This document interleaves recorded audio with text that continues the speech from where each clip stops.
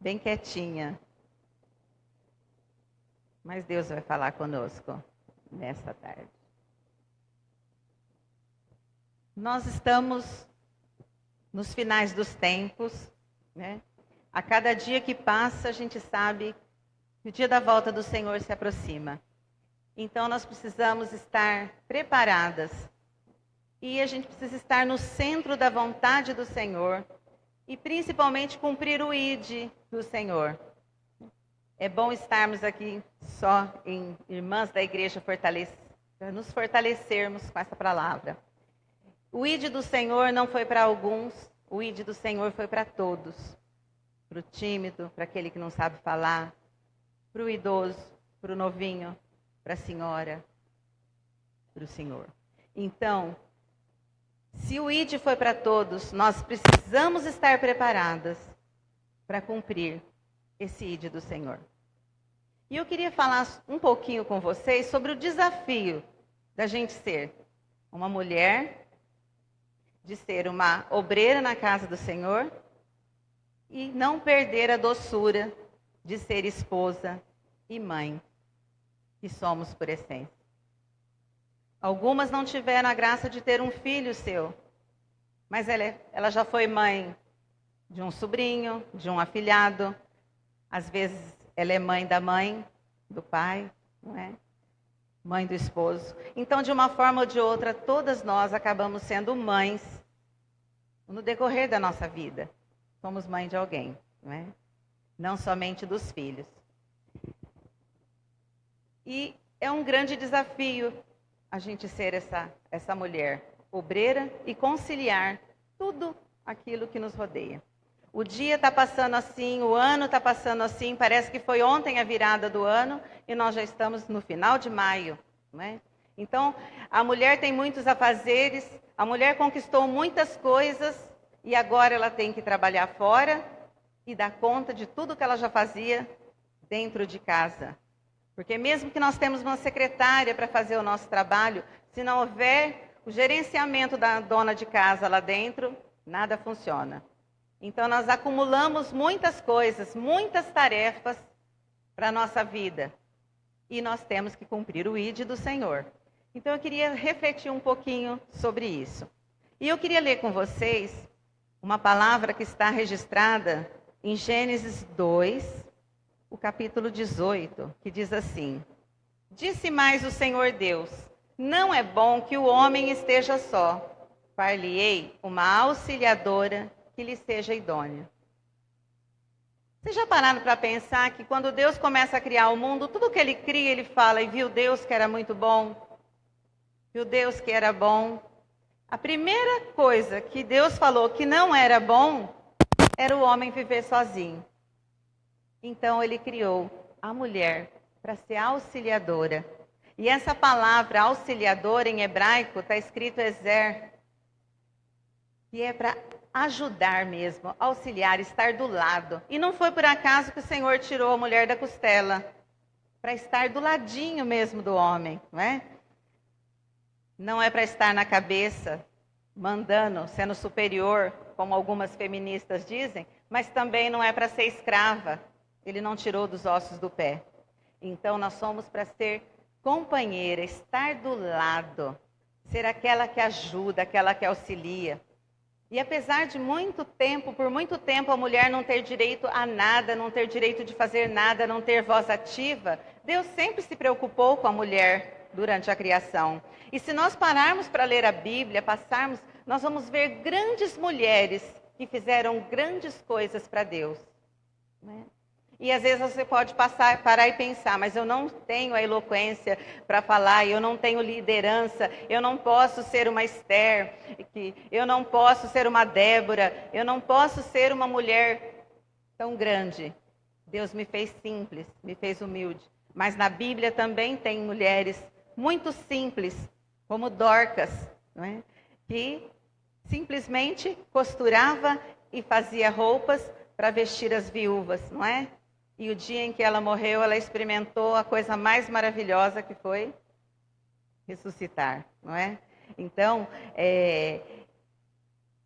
Mesmo aquelas mulheres que acham que o que ela faz é muito simples, elas podem se tornar grande para Deus.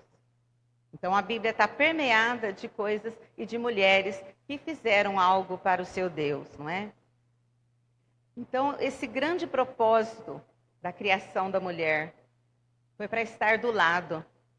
E no nosso dia a dia, na convivência com o nosso esposo, nós vemos que nós temos mais sensibilidade, nós conseguimos ver mais além, a gente consegue às vezes dar conselhos, né? Então, a mulher, ela precisa se colocar neste papel que Deus a criou e estar realmente ajudando, sendo aquela mulher sábia que a Bíblia descreve, não é?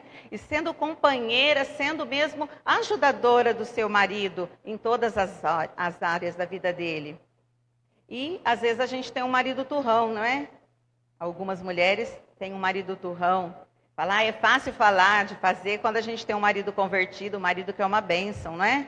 Então, eu me converti há mais de 40 anos atrás, eu era uma adolescente, não é? E eu recebi uma das promessas mais maravilhosas, que Deus escolheria um marido para mim. Poucas pessoas tiveram a descrição do seu marido, né? Antes. Eu encontro poucas pessoas que tiveram uma descrição do marido. E o dia que eu recebi essa palavra, né?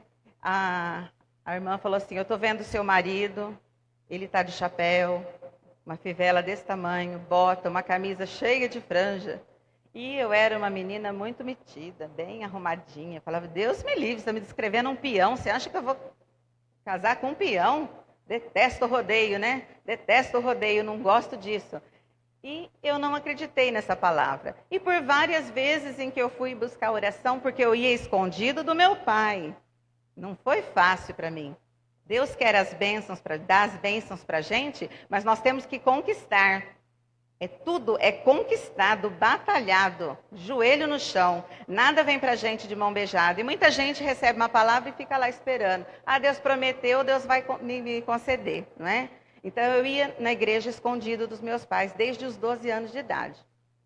E quando eu recebi essa palavra, eu duvidei, não gostei. Mas por várias vezes eu recebi a mesma palavra.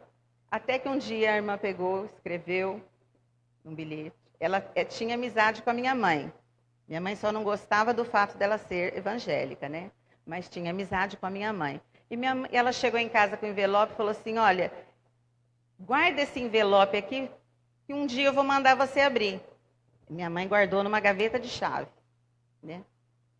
E eu conheci meu marido. O dia que eu conheci ele, ele estava cheio de graxa. E ele falou, trabalho numa oficina e tal. Nem fiz ligação com a palavra, né? A segunda vez que eu vi meu marido, eu não tinha perna para entrar em casa. Né? Eu perdi, o coração ia sair da boca, as pernas bambearam. E começamos aí o namoro. 3 meses depois, a gente tinha combinado de sair. Ele veio me buscar em casa, trajado de peão, chapéu, uma fivela desse tamanho, uma camisa cheia de franja, bota. Eu olhei e falei, que é isso? Aí eu vim aqui conversar com você, que não vai dar para a gente sair. Os irmãos dele tinham companhia de rodeio e tinha acontecido uma desavença com o locutor de rodeio. Até o outro locutor chegar, ele ia engambelar a festa, porque ele sempre falou muito bem, né? Sempre gostou do microfone. A hora que eu olhei, eu fiquei de queixo caído. E como eu era muito brava, né, apesar de ser tímida, muito brava. Ele falou, você não vai ficar brava? Eu falei, não. Não consigo ficar brava. Então, Deus me prometeu e Deus me deu um marido de rodeio. Só que quando eu casei, eu achei que ia ser um mar de rosas, né? Os namoros de antigamente é muito diferente dos namoros de hoje, né? A gente só se via assim, à noite, era aquele pouquinho, 9 horas, tinha que voltar para casa. A gente conhecer a família dele, eu fui conhecer quando a gente ficou noivo tal, e casei, eu estava muito apaixonada, né? Parecia o homem da minha vida. Quando eu casei, aí eu vi a coisa difícil. A família dele, católica demais. Demais, demais, demais. A minha era, mas era meio camuflado, né? Era aqueles A família dele era muito católica, não podia perder missa. Ele tinha promessa para carregar aqueles andores nas procissão para o resto da vida. Bebia demais e não perdia rodeio. Porque ele ia para montar, ele já ia na quarta-feira para montar o rodeio e de lá ficava, né? Aí eu ia na irmã escondido, porque aí eu comecei escondido. Da minha família e do meu marido. Ir na igreja. Não podia sair à noite, olha que difícil. Eu tinha que ir em tarde da bênção, eu tinha que buscar mulheres que oravam. Então eu aprendi um caminho que a gente consegue vitória, o caminho da oração. Né? Então a mulher que quer ser vitoriosa, ela tem que aprender o caminho do círculo de oração, da reunião de oração. Então eram essas reuniões que eu participava, escondido, né, da família. E aí eu chegava lá e falava, vamos orar, irmã, porque eu peguei o peão errado. Era a única explicação por que tinha acontecido comigo, né? Então foi muito sofrido, foi muito batalhado, foi muito orado a conversão do meu marido. E hoje, vocês conhecem e vê a bênção que ele é. Então Deus tinha um propósito na vida dele e precisava de alguém para laçá-lo. Então precisava de alguém que tivesse o joelho no chão e que pudesse estar ali clamando por aquela vida, né? Quando eu consegui levar meu marido para a igreja, pensa que foi fácil? Eu tive que ficar escondida, me trancava dentro de casa, escondida de um cunhado meu que queria me matar porque eu tinha feito a minha sogra chorar. Porque como ela tinha feito promessas e agora ele era evangélico, ele não iria mais cumprir aquelas promessas, a mãe dele chorava. E aí o meu cunhado queria me matar. Então eu sabia que sexta, sábado e domingo ele estava no rodeio. Então era o dia que eu corria, visitava minha mãe, fazia compra de mercado e tudo. Agora segunda, terça e quarta, quinta, que eu sabia que ele estava na cidade, eu não arredava o meu pé. Porque eu falei, se ele me pegar, ele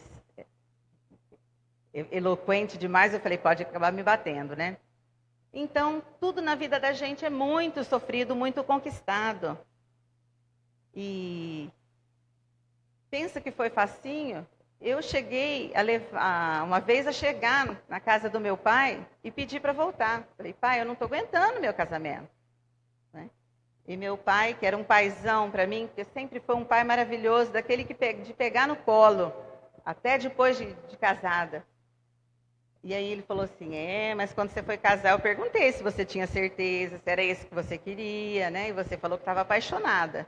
Então agora, 3 filhinhos você vai criar. Você vai criar os teus filhinhos.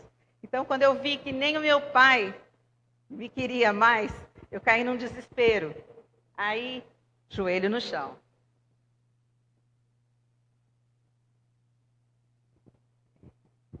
Mas a vitória vem. Então, por maior que seja a luta que você esteja enfrentando, passando, saiba que a vitória vem. Eu queria ter 5 filhos. E o Senhor é tão maravilhoso, né? Eu tive 3. No terceiro, o médico precisou me operar de urgência. Disse que eu não podia ter mais. Eu quase morri, fiquei 5 dias internada. Ainda precisei ser levada para São José do Rio Preto, a minha família em José Bonifácio. Não pude nem ver meu filhinho, que ficou 5 dias na incubadora também. E ele não aguentava a viagem.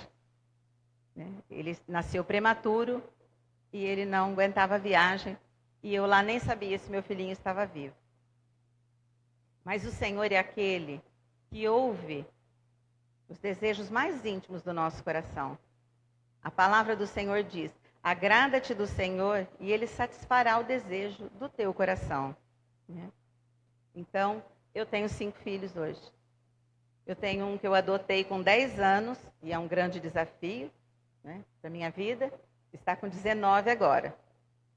E eu tenho um outro de 36 que me adotou e me chama de mãe e pai, que foi um menino da igreja, que nós libertamos ele das drogas e ele já não tinha mais mãe e pai.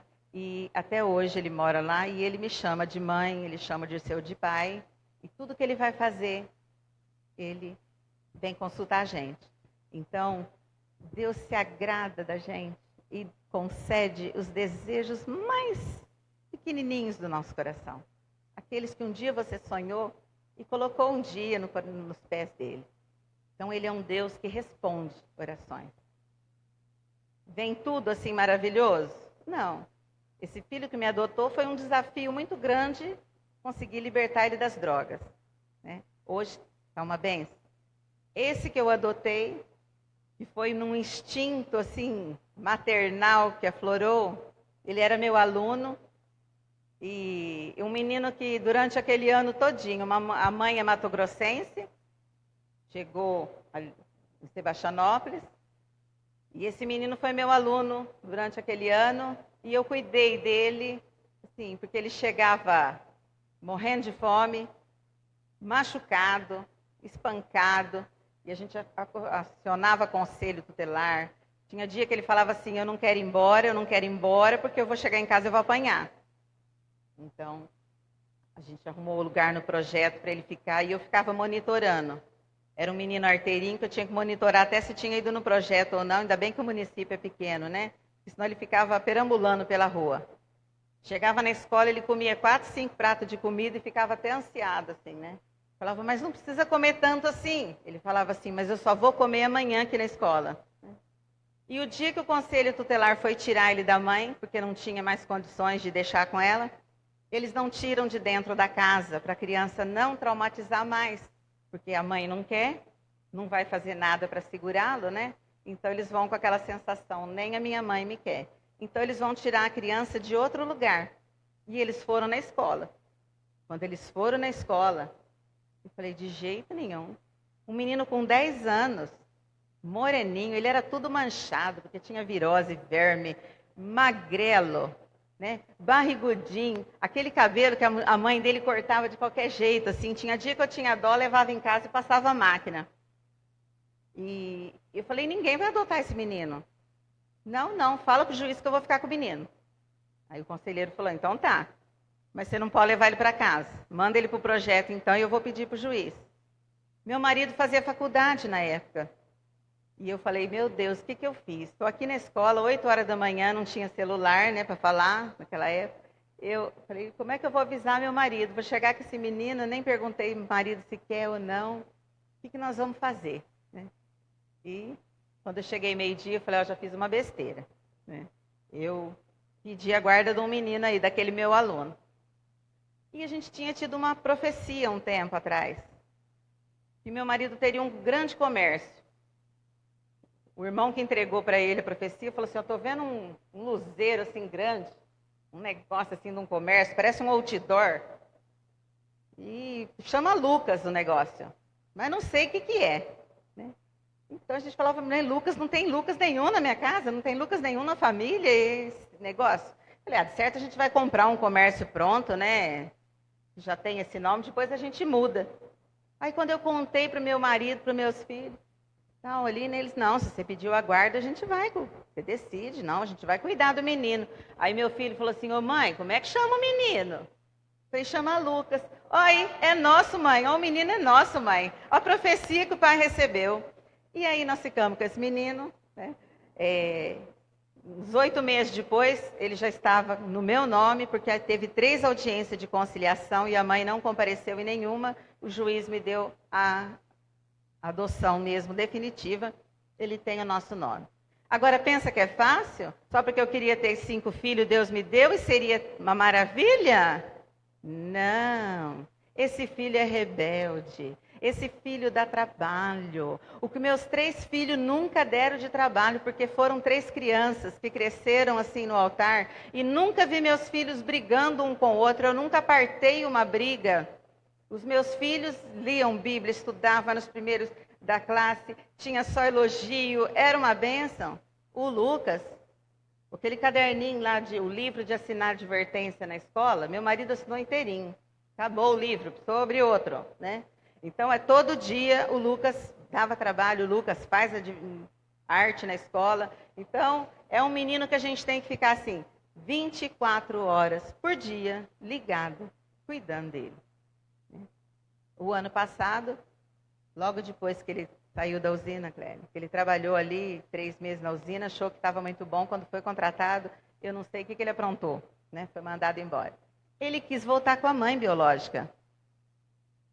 Então, eu experimentei, assim, um pouquinho da dor que eu acho que Jesus sentiu de ingratidão. do povo dele, do povo que ele escolheu, que ele acolheu, né? Porque Jesus pegou, nos adotou ali como filho, né? Somos ali dele. E quanta ingratidão que às vezes a gente comete no dia a dia. Eu experimentei um pouquinho. Choramos demais. Então, ele achou que ele localizou a mãe pelo Facebook, a mãe falou, vem, volta, ele achou que ia ser a mil maravilha. É lógico, o coração de uma criança sempre pende para a mãe biológica, né? E nós deixamos. Ele chegou lá. Ela só queria ele porque ele já tinha 18 anos, já estava trabalhando para ele trabalhar, porque ela é folgada. E aí, quando ele chegou lá, ela já confiscou todo o dinheiro dele, deixou ele liso. E vai trabalhar, vai procurar emprego, vai andar e procurar emprego, né? Aí ele ligava, pai, pelo amor de Deus, deixa eu voltar. Mas manda dinheiro, compra passagem, porque eu estou liso, né? Então, meu marido falou, não, fica um pouquinho aí, aguenta aí, conhece, fica mais um tempinho com o teu irmão, né, com a tua mãe. E ele ficou ali uns 20 dias ali amargando, voltou, né? Então, a hora que voltou parecia, eu transformei, mudei, mãe, agora eu vou ser uma bênção, agora eu não vou dar mais trabalho, né? Mas isso não durou uma semana, ele começou a dar trabalho de novo, né? Então foi só arrumar trabalho numa firma, ele esmagou o dedo, quase perdeu o dedo. Ou quanta oração, o dedão da mão, pôr 5 pinos num dedo da mão, imagina como é que ficou. E o médico falou, vou tentar salvar por causa da idade dele, muito novo para perder um dedo, principalmente o dedão, como que pega as coisas, né? Como trabalha. Né? Então, não perdeu o dedo, mas está lá com o dedinho torto que só serve para agarrar alguma coisa assim, né? Agora ele está mais quebrantado. Está 100%? Não, eu acho que ainda vou chorar muitas lágrimas por ele. Mas se Deus prometeu, e é para alegrar o meu coração, um dia ele será uma bênção, não é? Então, a gente tem que tomar cuidado com o que pede, porque Deus dá. Deus dá, Ele é fiel.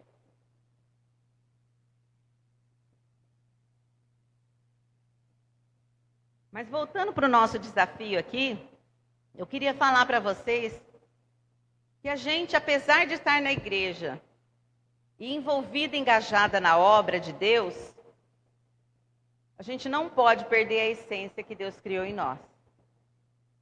Eu não acredito em crente de banco, não se usa esse termo mais hoje, né? Mas no meu tempo de conversão, há muito tempo, tinha gente que falava, o que você é na igreja? Ah, não, eu sou crente de banco. É aquele que vem, senta ali e assiste o culto e vai embora, né? Eu não acredito nisso. Deus chamou todos e todos nós temos que fazer algo para Ele, né? E mesmo aqueles que fazem muito, Ele está fazendo muito porque você não está fazendo às vezes a sua parte, então está sobrando muito para alguém. Então nós temos que pensar. Nós vamos fazer de acordo com a nossa capacidade, de acordo com o ministério que Deus deu para nós, mas fazer com capricho, com amor, com dedicação. O mínimo que eu fizer, eu já estou fazendo bastante para Deus. Não perder a essência de esposa e mãe. Então, dentro de casa, eu tenho que ser aquela esposa exemplar. A Bíblia diz que o marido é o cabeça, não é?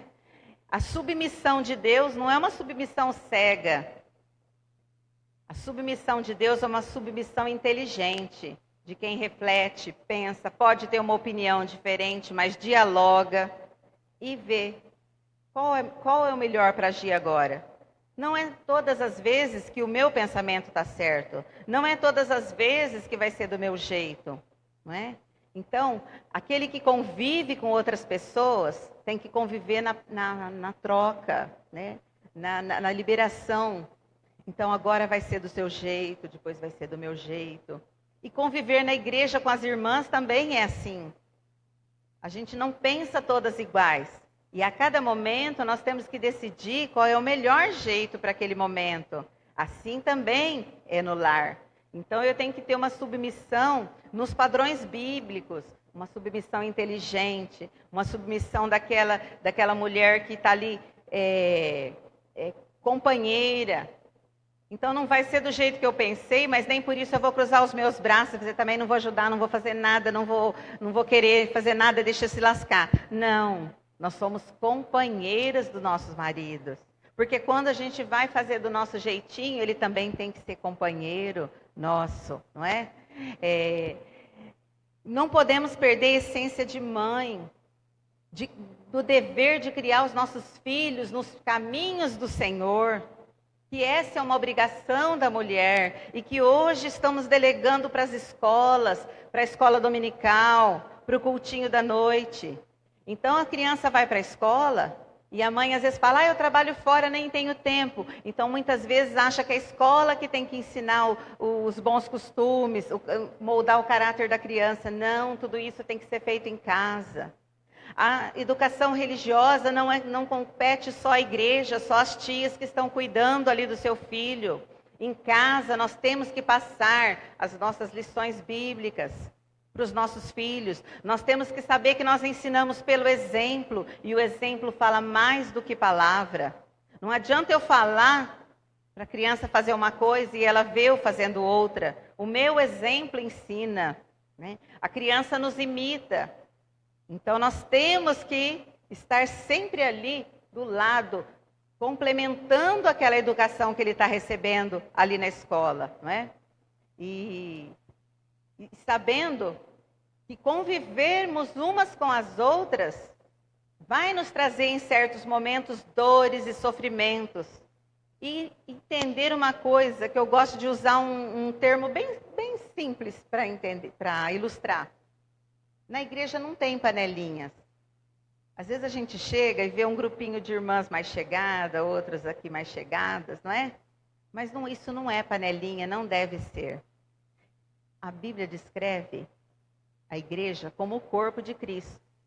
Cristo é o cabeça, não é? E nós somos o corpo. Que parte do corpo você é? Se você for mão, você vai ficar perto do braço, perto dos dedos. Se você for perna, você vai ficar perto do pé, perto dos dedos do pé.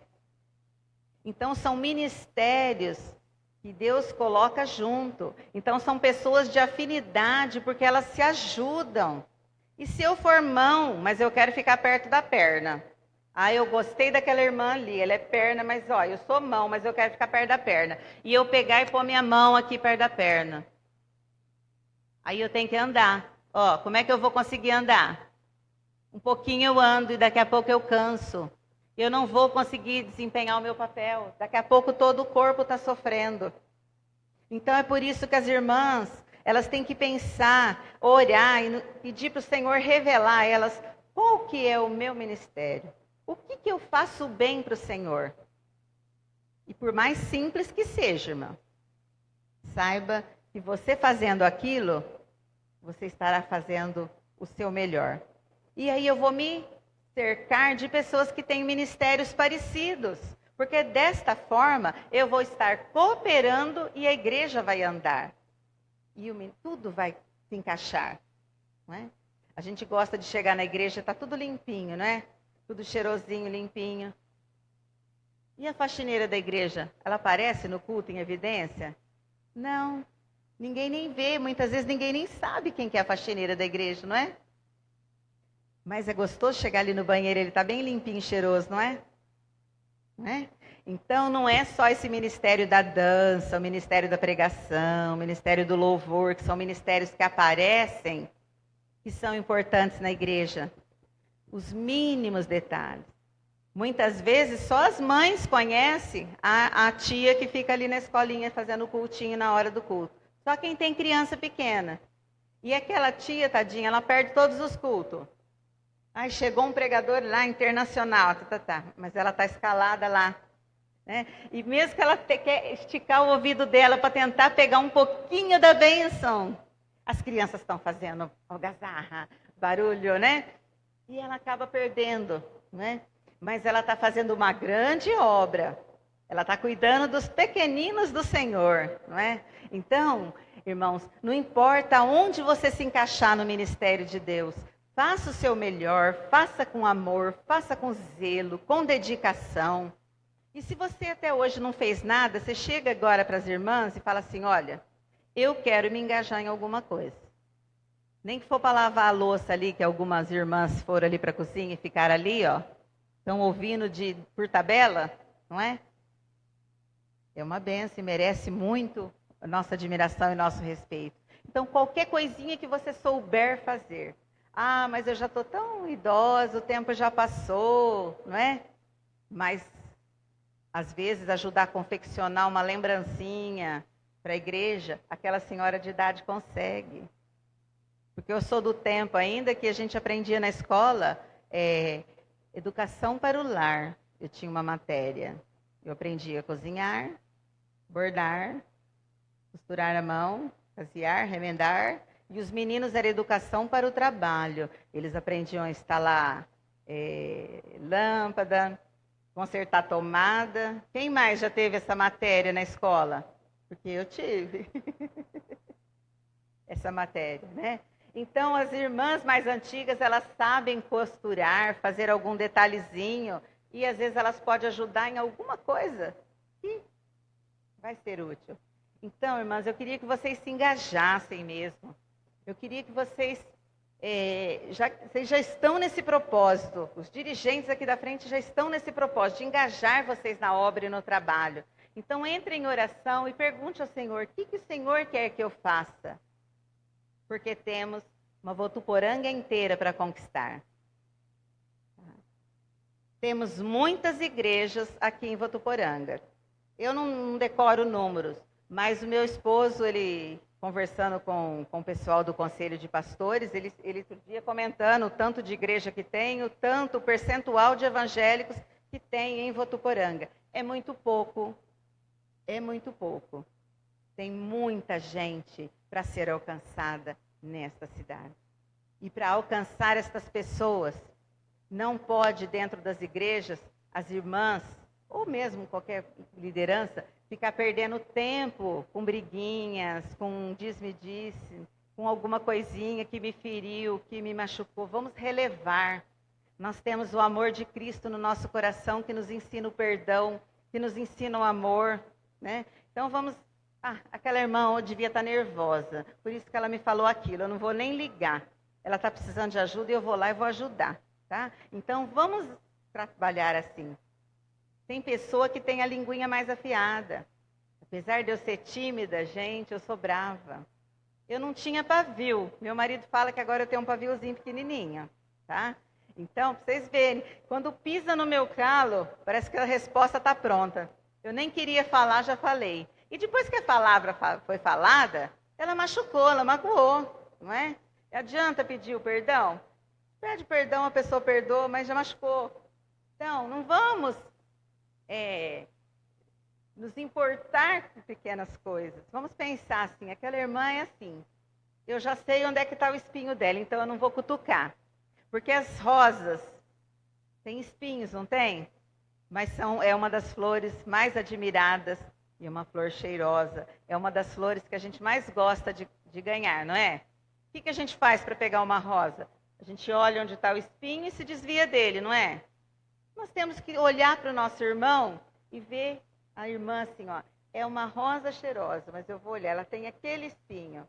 Aquela limitação, não é um defeito, é uma limitação. Então eu vou lidar com ela e o espinho dela não vai me machucar, porque eu não vou tocar. Então, desta forma, só o reino de Deus para ganhar. Não é? Então, para isso, vai depender muito de cada um de nós. Se nós tivermos um coração quebrantado no Senhor, um coração disposto e falar assim, eis-me aqui, Senhor, usa-me a mim. Abre os teus lábios que o Senhor põe palavras, tá? E o Senhor vai usar e o Senhor vai falar. Então, hoje nós vimos um festival de tímidas, né? E eu creio que cada uma entregou o seu recado. Então, é assim, o Senhor vai te usar no propósito que Ele criou você. Você vai ser uma bênção na casa de Deus. O dia que você levantar as mãos e dizer, eis-me aqui, envia-me a mim. Eu preciso ajudar a salvar as pessoas de Votuporanga. E eu gostaria de vir um dia aí, sentada na cadeirinha aqui, num chá de mulheres, mas que vocês vão ter que colocar todas essas cadeiras assim para lá e encher isso aqui de mesa. E estarão todas lotadas de mulheres sedentas para ouvir a palavra de Deus, tá? Porque sede de Deus todo ser humano tem. Precisa de um canal, precisa de um jeitinho para chegar. E Deus vai dar essa graça para essa igreja de Votuporanga alcançar o maior número de mulheres para o reino de Deus. E as horas se avançam, né? Vamos ser mulher que busque em oração a unção do Espírito Santo sobre as nossas vidas. Venha para o culto de oração.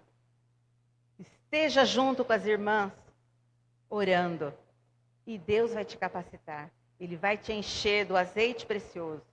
E Ele vai te revelar coisas lindas. E te usar em ministérios que às vezes você nem sabe que você tinha. Eu creio que todos nós aqui de vocês já recebeu uma profecia. Uma palavra. Espere essa palavra. Vai fazendo a sua parte e espere. O ano passado se cumpriu uma profecia na minha vida e no meu esposo que nós recebemos há 19 anos atrás. Esse ano já faz há 20 anos. Mas esperamos por 19 anos e a bênção veio. Tá? A bênção veio. Então, eu creio que às vezes eu e meu esposo demoramos tanto assim que nós não nos preparamos. Então, quando você receber uma palavra, creia, se prepare. Coloque no altar de Deus e fala, Senhor, eu quero que o Senhor me mostre o que eu preciso mudar. Como que eu vou ficar pronta para que essa promessa se cumpra na minha vida? O que eu preciso fazer para o Senhor? Aonde o Senhor me quer? Onde o Senhor precisa de mim? Eu quero que o Senhor me envie. E eu tenho certeza que as promessas de Deus chegarão rapidamente. Espere, confie. Deus é fiel. Aquilo que Ele prometeu, Ele vai cumprir. Amém? E eu queria agora que vocês se colocassem de pé para fazer uma oração.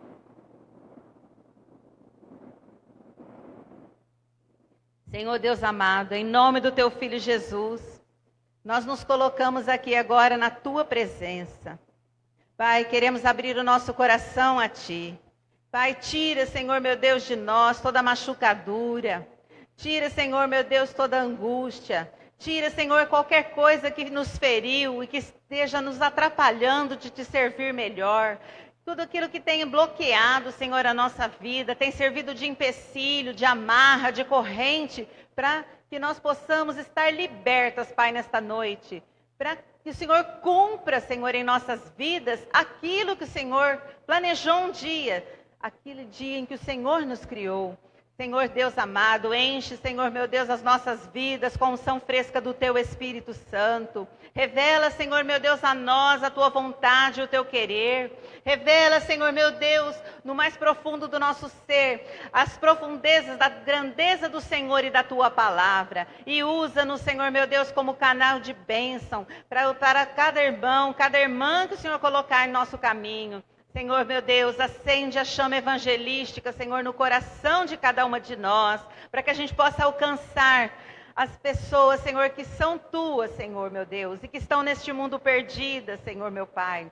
Que o Senhor nos capacite, Senhor, e nos dê palavra de sabedoria, de unção, de graça. Ó Deus amado, que possamos alcançar essas pessoas para o Teu reino. Ó Deus de poder, que o Senhor unja os lábios nossos, Senhor, meu Pai. E que as palavras possam fluir, meu Deus amado, possam fluir do nosso ser. E que nós possamos alcançar o maior número de pessoas para o Teu reino, Pai. Queremos nesta tarde, Pai, abrir o nosso coração para o Senhor e dizer-nos, eis-nos aqui, Senhor. Que se cumpra em nós a Tua vontade e o Teu querer. E que o Senhor faça de nós, Senhor, aquilo que Tu apraz, aquilo que Tu nos chamaste e nos escolheste a Te servir, Pai.